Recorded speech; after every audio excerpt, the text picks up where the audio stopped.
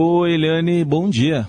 Bom dia, Raíssen, Carolina, ouvintes. Bom dia, Eliane. Bom, vamos começar falando então dessa investigação da Polícia Federal, que suspeita de um terceiro registro falso de vacina contra a Covid, inserido no cartão do ex-presidente Bolsonaro.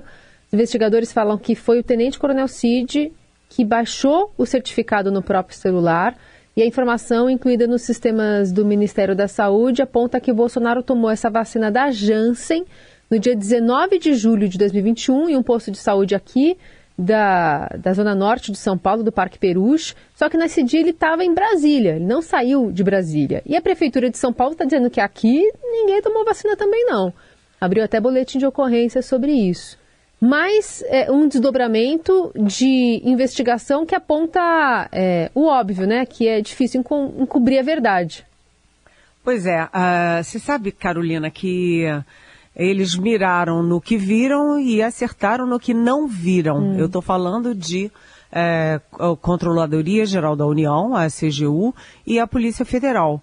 Porque com a quebra de sigilo telemático do tenente-coronel da Ativa, Mauro Cid, que era o ajudante de ordens do Bolsonaro, eles foram puxando o fio da meada do caso das vacinas, dos atestados falsos. Agora já são quatro tentativas bem-sucedidas, inclusive, né, de inserir dados falsos e imprimir certificados falsos de vacinação. Isso vale para o Mauro Cid, para a mulher dele, para as filhas dele, que, aliás, quando foi registrado o atestado delas, elas nem poderiam tomar vacina, porque a vacina Janssen não era indicada para menores de 18 anos, e elas eram pequenininhas, 4 anos, uma coisa assim. E também para o presidente, então o presidente Jair Bolsonaro, e a filha dele, Laura, que é uma adolescente. E aí a gente vai vendo, né? Teve a tentativa de Cabeceiras de Goiás, uma cidadezinha aqui perto de Brasília, envolvendo médicos, enfermeiros, uma lambança. Aí não deu certo, foram para Duque de Caxias, que é um reduto miliciano no Rio de Janeiro e que fez tudo errado na pandemia. Aí lá conseguiram encaixar, né? Aí agora tem essa história da outra vacina do Bolsonaro em São Paulo no dia 19 de julho, quando você disse, né? Ele estava internado em São Paulo até o dia 18, com obstrução intestinal, mas ele voltou para Brasília no dia 18. Ele no dia 19 não poderia ter tomado vacina em São Paulo porque ele não estava lá. Além disso, já tem testemunho de enfermeiras dizendo que não aplicaram vacina nenhuma.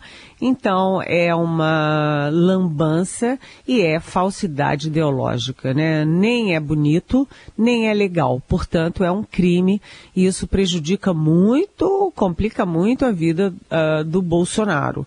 Agora, além disso, eles miraram, né, as investigações miraram na história das vacinas e acabaram chegando num áudio.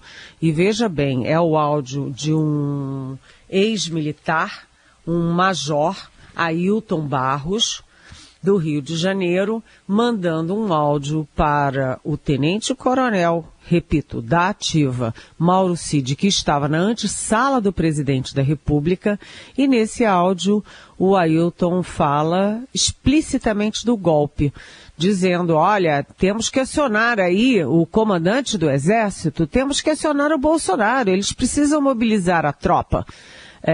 E a previsão era simplesmente prender o Alexandre de Moraes, que era presidente do TSE, é ainda presidente do TSE e ministro do Supremo Tribunal Federal, né, e dar um golpe, simplesmente botar o Exército na rua.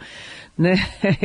É uma coisa de maluco isso, mas o sujeito, esse Ailton Barros, que é um dos 6 presos, aliás, dos 6 presos, 5 são ou foram militares, né? Esse Ailton, ele é velho conhecido do Exército, né? Ele tem uma ficha suja, né? Ele foi major do Exército, da mesma turma do Bolsonaro, do mesmo grupo do Bolsonaro, paraquedista como o Bolsonaro, e ele simplesmente foi indiciado no mesmo processo do Bolsonaro por tentativa de golpe contra o Exército Brasileiro, quando eram jovens.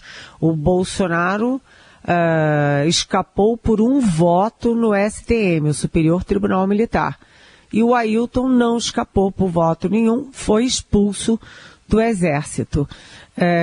Quer dizer, um foi expulso do Exército e virou, assim, meio vigarista. E o outro virou presidente da República. E agora, os dois aí conectados com essa história do golpe. O que complica muito a vida de todo mundo é que a descrição do Ailton sobre o golpe, né, que foi essa divulgação foi feita pela CNN Brasil, né, da conversa, do áudio deles, essa conversa de golpe do Ailton combina perfeitamente com a minuta de golpe que foi encontrada na casa do Anderson Torres, que foi ministro da Justiça do Bolsonaro e que está preso desde janeiro. Então você vê aí, né, a Carolina, você, a Heisen, você, ouvinte, né, essa história de golpe, que a gente meio achava uma maluquice de quinta categoria, ela tem toda uma narrativa, né? Ela tem toda uma história envolvendo o Ministério da Justiça do Bolsonaro, o GSI do Bolsonaro, a ajudança de ordens do Bolsonaro, enfim, generais ligados diretamente do Bolsonaro dentro da presidência da República, e isso vai tomando muito corpo. E atenção, eu tenho uma notícia quentinha. Né? Eu tenho informação de aspas, fontes quentes, aspas, de que esse áudio não é o único. Eles têm mais informação, mais revelações sobre a tentativa de golpe. Tanto que, né, esse material todo, tudo isso que foi colhido é para a operação, para a investigação sobre milícias digitais.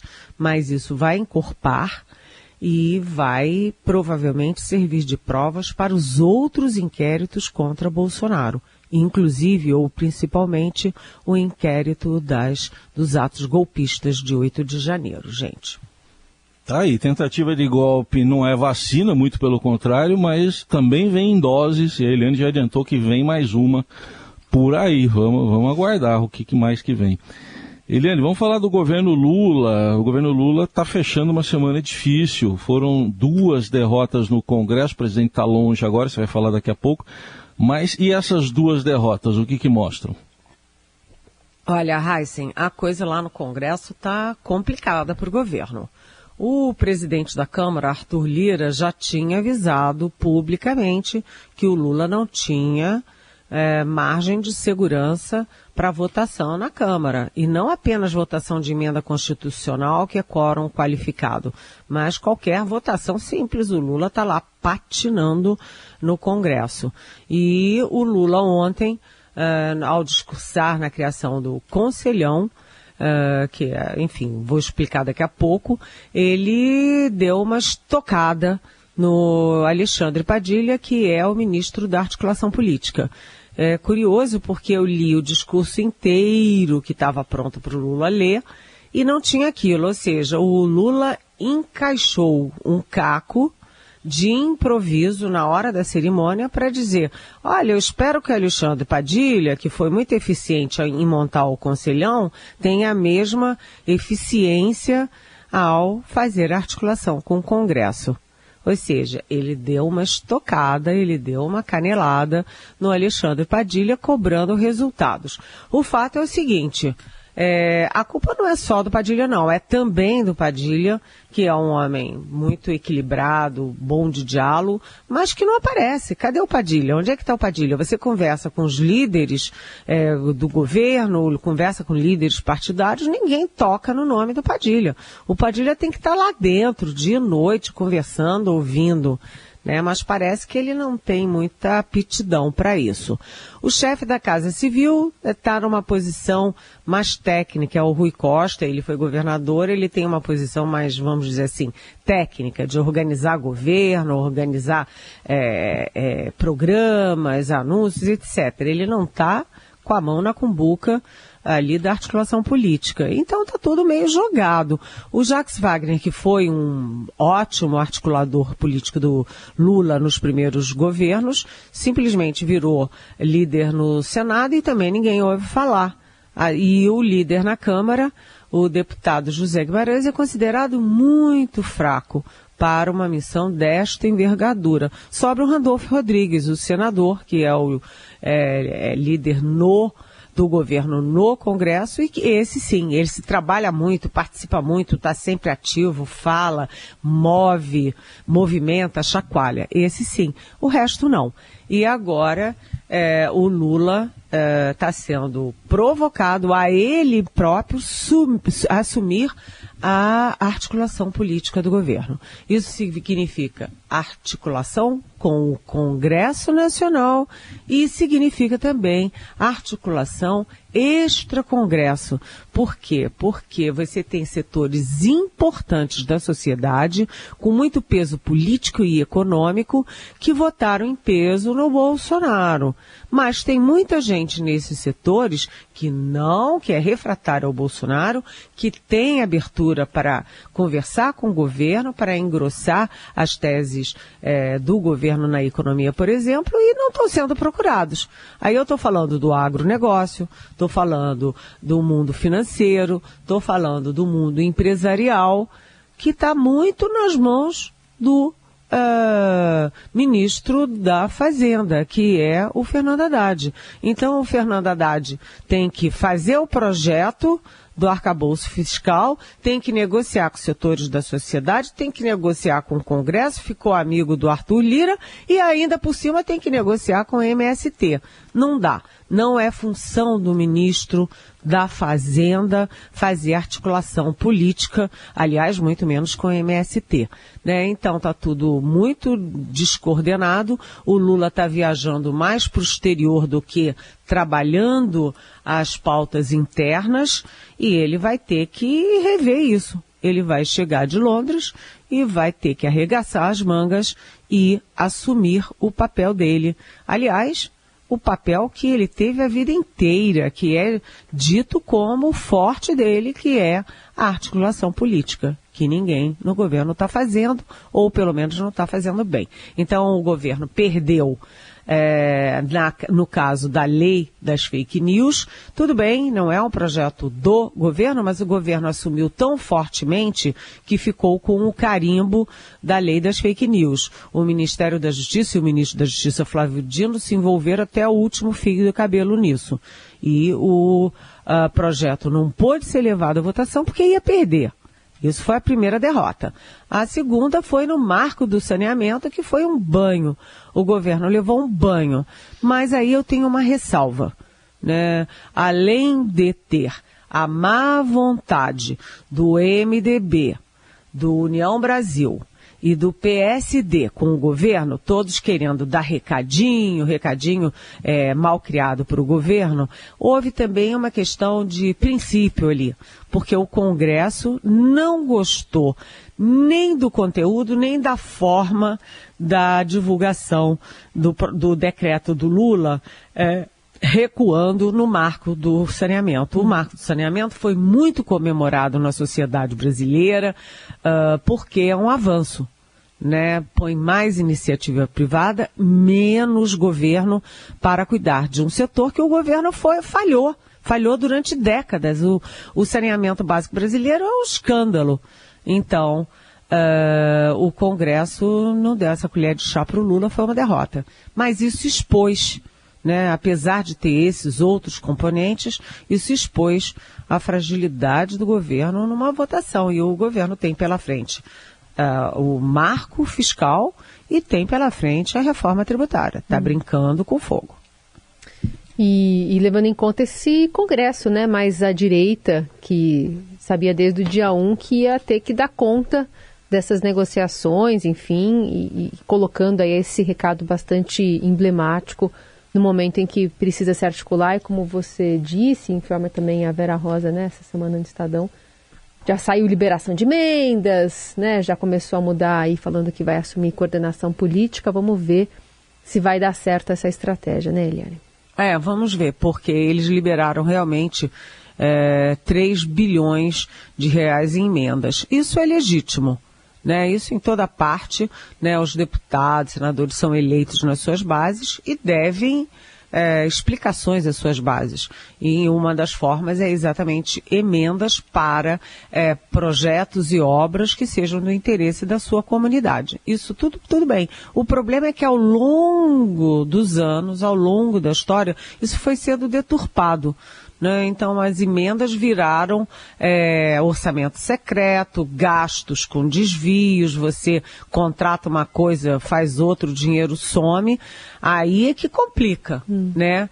Então tem que tentar fazer a liberação de emendas dentro de um mínimo de, primeiro, racionalidade, segundo, transparência e terceiro, de decência. Falta muita decência, né? E só para concluir esse debate ainda, Eliane, não tem reforma ministerial à vista, apesar de nomes importantes de partidos que foram contemplados na distribuição de ministérios não terem votado com o governo, né? Essa articulação do Lula vai tentar azeitar essa relação. Pois é, eu acabei de citar, né, o PSD e a União Brasil, os dois partidos têm 3 ministérios cada um. Sim. Sabe, é um latifúndio, mas na hora de entregar os votos, não entregam. Então isso é pressão por emenda e talvez cargos de segundo escalão, porque esses partidos todos vivem muito de cargos de segundo escalão. Os cargos nas estatais nos seus estados, cargos em órgãos federais nos estados, e tudo isso é o que vai movendo a roda política. Então tem um lado de chantagem, tem um lado também, como eu disse, no saneamento de princípio contra o decreto do Lula, mas, de qualquer jeito, expõe as vísceras, né? Expõe que a coisa não vai bem. Tem que melhorar isso. E isso é um consenso em Brasília, gente. Qualquer lado que se fale, né, há um consenso, né? A culpa não é só do Padilha, né? A culpa é do Lula. Ele é que tem que sentar e botar a cabeça no lugar e focar nisso.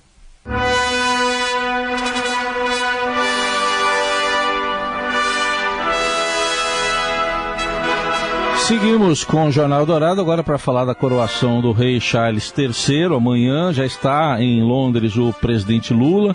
E há pouco, Eliane, a gente conversou aqui com a embaixadora britânica no Brasil, a embaixadora Stephanie Alka, que falou com a gente direto de Londres, e ela comentava que um dos principais assuntos de Lula com o próprio rei, ele deve ter um encontro com o rei e também com o primeiro-ministro Rishi Sunak, deve ser investimento no Fundo Amazônia, também a vinda de mais investimentos para o Brasil. O presidente Lula está sendo muito ativo na área externa, né? A gente vê que ele não perde nenhuma chance de ter contatos internacionais. E se há uma vitória do governo dele, é que, neste caso, o Brasil voltou mesmo, né? O presidente Lula, ele já se encontrou com presidentes, já foi, né, pessoalmente, à Argentina, ao Uruguai, aos Estados Unidos, já foi à China, né, já falou com o primeiros ministros e presidentes, o Zelensky da Ucrânia, o Scholz da Alemanha, o Macron da França, né, já foi a Portugal, já foi a Espanha e agora ele está no Reino Unido. E tem outras viagens já marcadas, inclusive para a África do Sul, para a reunião dos presidentes dos BRICS. Então o Lula está muito ativo nessa área internacional, né, que foi muito maltratada maltratada, foi uma das áreas mais maltratadas na era Bolsonaro, na fatídica era Bolsonaro, e isso o Lula está sendo bem eficiente. Ele chegou em Londres, ele tem encontro com o primeiro-ministro e a expectativa no Brasil é de que o Reino Unido entre também no Fundo Amazônia. O Fundo Amazônia que já tem a Noruega, já tem a Alemanha, os recursos deles foram suspensos no governo Bolsonaro. O governo Bolsonaro não quis, deu um tapa, né, no dinheiro da Alemanha e Noruega para o Fundo Amazônia. Esse dinheiro está de volta, agora os Estados Unidos também se comprometem, e agora mais um, que é o Reino Unido. Isso vai criando aí um fundo internacional pela nossa Amazônia.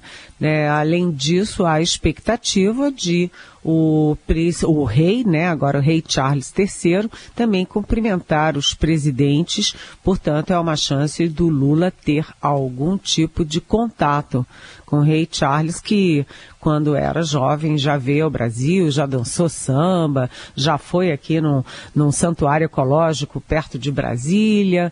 Ele tem aí um chameguinho com o Brasil e particularmente com um tema que é muito forte internacionalmente nesse momento, que é meio ambiente, que aliás é o tema forte do rei Charles, que é o tema forte do Joe Biden, presidente da maior democracia, e que é vamos dizer, ali é o habitat do Brasil, né? Quando o Brasil, se fala em Brasil no mundo, o Brasil não tem liderança econômica, não tem liderança política, nem bélica, mas tem sim, é uma potência ambiental, né? E o Lula está recuperando não apenas a imagem, mas também vamos dizer, a densidade disso na geopolítica internacional. Então, vamos acompanhar, gente. Vamos acompanhar. Dia de observar a realeza e todo esse cerimonial também que acaba sendo um espetáculo, né, televisionado ali para tantos países. E que nenhum de nós viu, né, porque a última vez foi da rainha Elizabeth, 70 anos atrás, foi a última coroação. Eu vi no The Crown. The Crown, eu também. Aliás, eu gosto muito do The Crown. Mas, dessa vez a cerimônia, segundo eu leio nos jornais, vai ser uma cerimônia mais curta, mantendo a tradição, mas introduzindo alguns elementos também de modernidade, contemporaneidade. O que é bom, é bem-vindo. Agora, a gente aqui do Brasil, né, mais distante, a gente acha meio démodé, olha só o termo, démodé, essa história de rainhas e monarquias e tal. Mas lá, eles levam muito a sério e eles podem falar mal, mas eles gostam, né? Os britânicos gostam, têm orgulho disso. Então vai ser bonita a cerimônia.